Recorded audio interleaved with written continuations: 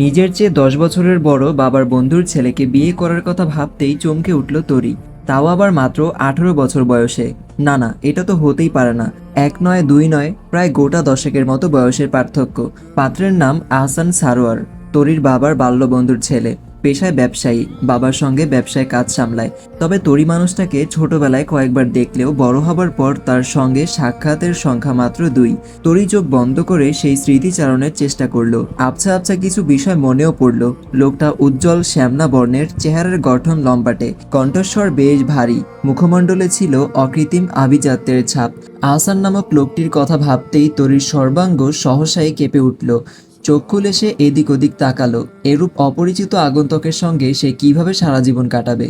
কথা তো দূরে থাক, লোকটির দিকে সে কখনো মাথা তুলে সরাসরি তাকায়ও দেখেনি। যেটুকু অবলোকন করেছে তাও ঘটেছে আর চোখে। তবে তরি আর কিছু ভাবতে পারল না। এক দৌড়ে ছুটে গেল মা মনোয়ারার কাছে। মনোয়ারা চাল থেকে কঙ্কর বাঁচতে ব্যস্ত তখন। নিজের ইতস্তত বোধ কাটানোর সহায়ক হিসেবে তরি ওড়নার আঁচল হাত দিয়ে মোড়ামুড়ি করতে লাগলো। মনোয়ারা স্বল্প আওয়াজ পেয়ে মেয়ের দিকে ফিরে তাকালো। তরির মাথা নিচু দেখে কিছুটা আন্দাজ হয়তো করেই ফেলল। মায়ের মন বলে কথা। তরি ভীতস্বরে বলল, আমি কিছু বলতে চাই। মনোয়ারা জবাবে বললেন, বলো, আমি তো মুখ বেঁধে রাখিনি তোমার। তরি মাথা নিচু করে বলল, বিয়ের বিষয়ে কথা বলতে চাই। মনোয়ারা চালের পাত্র ছেড়ে সোজা হয়ে বসে মেয়ের দিকে তাকালেন। তরি এবার মায়ের কাছে এসে বসল। ইতস্তত বোধটা যেন কিছুটা কমল তার। শান্ত গলায় বলল, আমি এই বিয়েটা করতে চাই না। মনোয়ারা প্রত্যুত্তরে বললেন, কেন? পাত্রের ভেতরে কোনো কমতি আছে? স্বভাবে কোনো দোষ দেখেছ কি? তরি আড়ষ্ট হয়ে বলল, আমি আরও পড়তে চাই, জানতে চাই, বিয়ে হলে পড়াশোনার কি হবে? মনোয়ারা শান্তস্বরে বললেন, পড়াশোনার ব্যাপারে কখনো বাধা দেইনি, ভবিষ্যতেও কোনো বাধা দেব না। পড়াশোনার ব্যাপারে পাত্রপক্ষেরও কোনো দ্বিমত নেই। ইচ্ছা থাকলে বিয়ের পরেও পড়াশোনা চালিয়ে নেওয়া যায়। আহসান তো বাচ্চা আর ছেলে নয় যে তোমার বই খাতা কুটি কুটি করে ছিঁড়ে দেবে। তরি অত্যন্ত নরম স্বরে বলল, ওনার বয়সটা খুব বেশি, গুনে গুনে আমার চেয়ে ১০ বছরের বড়। মনোয়ারা উত্তরে বললেন, আমার আর তোমার বাবার বয়সের পার্থক্য ১০ বছর। তবুও কি আমাদের মধ্যে কোনো অশান্তি, ঝগড়া বিবাদ দেখেছো কখনো? তরি নিচু স্বরে বলল, কিন্তু আমি তো। মনোয়ারা আর বাকি কথাটুকুও শোনার অপেক্ষা করলেন না। কঠিন স্বরে বললেন, এখন একটি অ্যাড চলবে, আপনারা চাইলে স্কিপ করতে পারেন।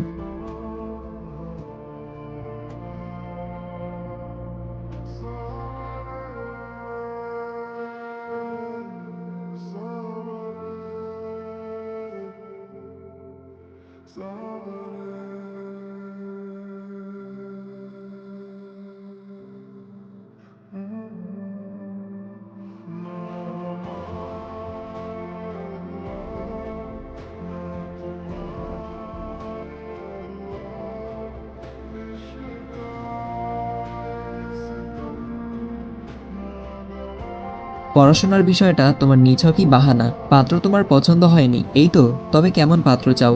ঘোড়ায় চড়ে পরীর দেশ থেকে তোমাকে নিতে আসবে? এসব অহেতুক আশাকে মন থেকে বিতাড়িত করো। রাজপুত্র বিয়ে করতে হলে তোমাকেও রাজকন্যা হতে হবে। তুমি কি রাজকন্যা? তরির দিকে প্রশ্নের বাণ ছুড়ে দিতেই তরি এদিক ওদিক মাথা দুলিয়ে না বোঝালো। মনোয়ারার কণ্ঠস্বর এবার কিছুটা নরম হলো। মেয়েকে কোমল হয়ে বললেন, বাবা মরা মেয়েদের এই সমাজে কেউ মূল্য দেয় না মা। তোমার বাবা আমাকে নিঃস্ব করে দিয়ে চলে গেছেন। বাড়িতে এখন কোনো পুরুষ মানুষ নেই। তোমাকে আর গুনগুনকে বুকে জড়িয়ে ধরে ভয়ে রাত কাটাতে হয়। পাছে যেন কেউ আঁচড় অবধি না কাটতে পারে। আমার কিছু হয়ে গেলে গুনগুনকে বা তোমাকে কে দেখবে? জানি আমাকে হয়তো এখন তোমার খুব কঠিন হৃদয়ের পাষাণ বলে মনে হচ্ছে, কিন্তু আমি তোমার ভালো বই মন্দ ভাবছি না। তোমার বড় চাচা তার জুয়ারি ছেলের সঙ্গে তোমার বিয়ে দেওয়ার জন্য উঠে পড়ে লেগেছেন। আমি একা তোমায় সুরক্ষিত রাখতে পারবো না। ভেবে নাও, আমি নিজের জায়গায় আহসানকে রেখে তার হাতে তোমাকে তুলে দিচ্ছি। এইটুকু বিশ্বাস আমাকে করতে পারবে না? তরি কোনো জবাব দিল না। মায়ের যুক্তির কাছে সে হেরে গেছে, শুধু মাথা দুলিয়ে হ্যাঁ বোঝালো। মনোয়ারা যেন হাফ ছেড়ে বাঁচলেন। স্বামী হায়দারকে হারানোর পর থেকে সংসার একের পর এক ঝামেলা যেন লেগেই রয়েছে।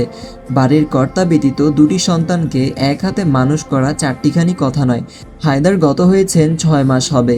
মনোয়ারার মনে হয় এটা যেন মাস নয়, বছর। সম্পদ নিয়ে হায়দারের ভাই বোনদের দ্বন্দ্ব বিবাদের অন্ত নেই। অপরদিকে হায়দারের বড় ভাই হারুনের চোখ পড়েছে নিজ ভাতিজি তরির দিকে। যে কোনো মূল্যে তরিকে নিজের নেশারু জুয়ারি ছেলের বউ করে ঘরে তুলতে চান।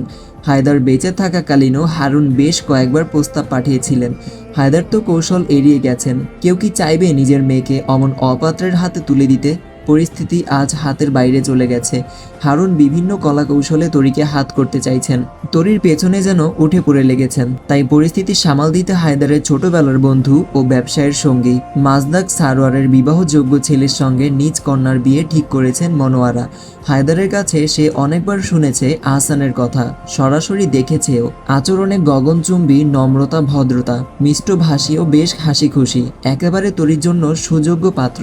আহসানকে হাতছাড়া করার মতো ভুল মনোয়ারা করতে চাননি। নিজ থেকে বিয়ের কথা তুলতেও বড্ড ইতস্তত বোধ করছিলেন। কিন্তু অদৃষ্টের কি লীলা খেলা! মনোয়ারাকে বিস্মিত করে দিয়ে মাজদাক ও মাজদাক গিন্নি শোভা আহসানের জন্য তরিকে চেয়ে বসলেন, কোনো দাবি দাওয়া ছাড়াই।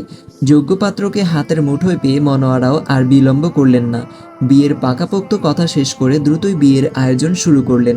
একগুচ্ছ অনিচ্ছা নিয়ে তরি বিয়েতে রাজি হলো। নিতান্তই মায়ের কথা ভেবে তাকে বিয়েটা করতে হচ্ছে, না হলে তার চেয়ে বয়সে এত বড় একটা লোককে বিয়ে করতে বয়ে গিয়েছিল। তরির বান্ধবীরা তার বিয়ের কথা শুনে হেসে কুটি কুটি। তরি বারবার বলতো পড়াশোনা পর্ব চুকিয়ে সে বিয়ের পিড়িতে বসবে। আজ তার সে মিথ্যা অহংকার চূর্ণ হবার পথে।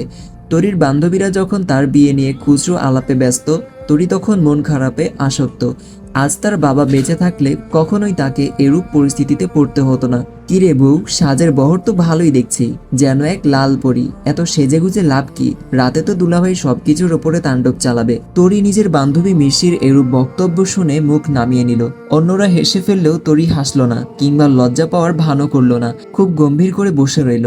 কাটার মতো বিচ্ছে তার গায়ে কথাগুলো। তবে তরির বান্ধবীগণের হাসি ঠাট্টা বেশিক্ষণ স্থায়ী হলো না। মনোয়ারা এসে সকলকে বললেন, কাজী সাহেব নিচে এসে বসে আছেন, বরযাত্রীও এসে গেছে, তাড়াতাড়ি তরিকে নিচে পাঠা। মনোয়ারার তাড়া খেয়ে তরিকে নিচে পাঠিয়ে দেওয়া হলো।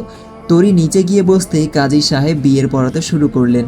তরি মাথা নিচু করে বসে রইল। তরির অপর পাশে বরের বেশে বসে থাকা আহসানকে একবারও মাথা উঁচু করে দেখার প্রয়োজনও বোধ করল না। কবুল বলার ঠিক আগ মুহূর্তে তরি মাথা তুলতেই পরস্পরের চোখাচোখি হলো। তরি মুহূর্তেই নিজের দৃষ্টি অন্যদিকে ফিরিয়ে নিল। সরাসরি না বললেও তরি চোখের ভাষায় বলে দিতে সক্ষম ছিল যে সে এই বিয়েতে রাজি নয়। অতঃপর দুই পক্ষের সম্মতি দান ও কবুল বলার মাধ্যমে বিয়ে কার্য সম্পাদন হলো। মনোয়ারা তরির দিকে তাকিয়ে চোখ মুছলেন। তরির বিয়ে নিয়ে হায়দারের কত স্বপ্ন ছিল। সবসময় বলতেন তরিকে তিনি রাজপুত্রের সঙ্গে বিয়ে দেবেন। তরি পড়াশোনা করে অনেক বড় হবে। মনোয়ারা কখনোই ভাবেননি হায়দার চলে যাওয়ার পর সবকিছু এইভাবে এলোমেলো হয়ে যাবে। তরির বিয়েতে তার চাচা ফুপিদের দাওয়াত করলেও হারুনের জের ধরে তারা কেউই আসেননি। পাড়া প্রতিবেশী ও স্বল্প মানুষ নিয়েই বিয়েটা হয়েছে। 7-5 ভাবতে ভাবতেই তরির বিদায় বেলা এগিয়ে এলো। বিদায়ের সময় মা মেয়ে উভয়ে কান্না দেখে সকলের চোখেই পানি চিকচিক করছিল। 9 বছরের ক্লাস 4-এ পড়ুয়া অবুজ গুনগুন তো কিছুতেই বোনকে ছাড়তে চাইছিল না। নিজের নরম কোমল হাত দিয়ে তরির শাড়ির আঁচল আগলে বসে রইল, কিন্তু বিশেষ কোনো সুবিধা করে উঠতে পারল না। তরি কাঁদতে কাঁদতে গাড়িতে গিয়ে বসলো। গাড়ির মাঝ বরাবর সিটে বসেছে সে। বাম সাইডে বসেছে আহসান নামক এক অসহ্য লোক। ডান সাইডে একটা কম বয়সী মেয়ে, খুব সম্ভবত সে আহসান সাহেবের বোন। তরি সেদিকে তেমন মনোনিবেশ করলো না। তার এখন বুক ফেটে যাচ্ছে। চেনা মুখগুলোকে ছেড়ে যেতে তার বড্ড কষ্ট হচ্ছে। আচ্ছা, গুনগুন কিভাবে তাকে ছাড়া থাকবে? তরিও যে গুনগুনকে না জড়িয়ে ধরলে ঘুম আসে না। এসব ভেবে তরির চোখে আবারও জল চলে এলো। ফুপিয়ে নিঃশব্দে কেঁদে উঠল সে। এবার এক অদ্ভুতপূর্ব ঘটনা ঘটল। বামপাশ থেকে একটা হাত আকাশি রঙের রুমাল এগিয়ে দিল তরির দিকে। তরি ঝাপসা চোখে নিজের বামপাশের দিকটায় তাকালো। উজ্জ্বল শ্যামলা বর্ণের একজন পুরুষ। ললাটে তার বিন্দু বিন্দু ঘাম, থুতনিতেও বেশ কিছুটা ঘামের ছিটাফোঁটা দেখা যাচ্ছে। কালো চোখের মনির চারপাশে অবাধ বিচরণ করছে ঘন পাপড়ি। তরি ক্ষণিকের জন্য সবটা ভুলে গেল। ব্যক্তিটি তরিকে ফের বিস্মিত করে দিয়ে বলল, কেঁদো না। ভারী পুরুষালী কণ্ঠ শুনে তরির ঘোর কাটল। মুহূর্তের মাঝেই চোখ ফিরিয়ে নিয়ে কাঁপা কাঁপা হাতে রুমালটা দিয়ে চোখ মুছল। পুরোটা পথে সে একবারও নিজের বাম পাশে ঘুরে তাকিয়ে দেখবার প্রয়োজন অবধি বোধ করলো না। কিছু সময় অতিবাহিত হবার পর আহসানদের বাড়ির সামনে এসে গাড়িটা থামতেই সকলে যেন তরিকে ঘিরে দেখল। কিছু সময় অতিবাহিত হওয়ার পর আহসানদের বাড়ির সামনে এসে গাড়িটা থামতেই সকলে যেন তরিকে ঘিরে দেখল। তরি ভয়ে উদ্বিগ্নতায় কিছুটা পিছিয়ে গেল। ঘোমটার ফাঁকে মাথা উঁচু করে চারপাশটা ভালো করে দেখল। এটার নামই বুঝি শ্বশুর বাড়ি? তরির ভাবনার সুতায় কাটা পড়ল। একজন বৃদ্ধ নারী তরির সামনে আসতেই মাজদাক তরিকে উদ্দেশ্য করে বললেন, মা, এটা তোমার দাদি শাশুড়ি মধু বিবি, সালাম করো তাকে। তরি মাথা ঝুঁকিয়ে পা ছুঁয়ে সালাম করার আগেই মাজদাক ফের বললেন, আহা, এইভাবে মাথা নিচু করে সালাম করতে নেই, তুমি সাধারণভাবেই সালাম দাও। তরি একটা লম্বা সালাম দিল। মধু বিবি সালামের জবাব নিতেই তরি আলতোভাবে ঢোক গিলল। কেমন যেন ভয় লাগছে তার। মধু বিবি এগিয়ে এসে নিজ গলা হতে একটা মোটা সোনার হার খোলে তরির গলায় পরিয়ে দিয়ে বললেন, এই হার যত্ন কইরা রাখো, আমাদের বংশের ধারা এটা। তুমিও তোমার নাতির বউরে এইটা তার বিয়ার দিনে পরাই দিবা, তোমার কাছে আমানত রাখলাম। তরি মাথা নাড়ালো। সিরিয়ালে সে দেখছিল নায়িকার বিয়ে হওয়ার পর নায়কদের দাদি কথায় কথায় নায়িকাকে অপমান করে, সংসারে শুধু অশান্তি করে। কিন্তু বড় বিস্ময়কর বিষয়, তরির এই বৃদ্ধাটিকেও মোটেও সেরকম মনে হচ্ছে না। আশ্চর্য, উনি এখনও তরিকে অপমান কেন করছেন না? রকচটা স্বরে কেন বলছেন না যে, তোমাকে আমি এই ব্যক্তির বউ হিসেবে মানি না, তোমাকে আমি এই বাড়ির বউ হিসেবে মানি না, এক্ষুনি বেরিয়ে যাও এই বাড়ি থেকে, এই বাড়িতে তোমার কোনো ঠাঁই নেই। বিয়ে উপলক্ষে রুমির কাজের শেষ নেই, এই ঘর থেকে ওটা আন, সেই ঘর থেকে সেটা আন, সব তো তাকেই করতে হচ্ছে নাকি? নতুন বউয়ের জন্য শরবত নিয়ে যাওয়ার পথে বিরাট জোরে ধাক্কা খেল সে। ভারী ট্রে হাতে রুমি বড় বড় চোখে দেখল, এটা আর কেউ নয়, ভাইয়ার একটা বাদর বন্ধু আছে, তার নাম রঙ্গন। এই বাদরটাকে বিয়েতে দাওয়াত দেওয়ার কি প্রয়োজন ছিল? ল্যাচকাটা বাদর। শোভা আর আহসানের বোন রুমি তরিকে একটা ঘরে বসিয়ে রেখে গেছে।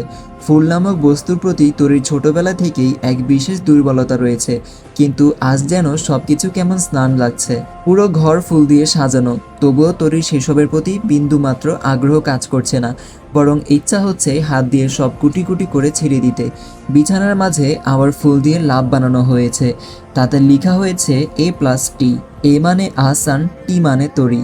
তাদের দুজনের নামটা কি তবে একসঙ্গে জুড়ে গিয়েছে? ঘরে তরি ব্যতীত কেউ নেই। দরজার বাইরে থেকে অনেক হট্টগোলের আওয়াজ আসছে। তরি অবশ্যই সেদিকে মন নেই। গুনগুনের কাদো কাদো মুখখানা চোখের সামনে ভেসে উঠতেই তরি ফের কেঁদে ফেলল। কপাল ছুঁয়ে নোনা পানির স্রোত গেল।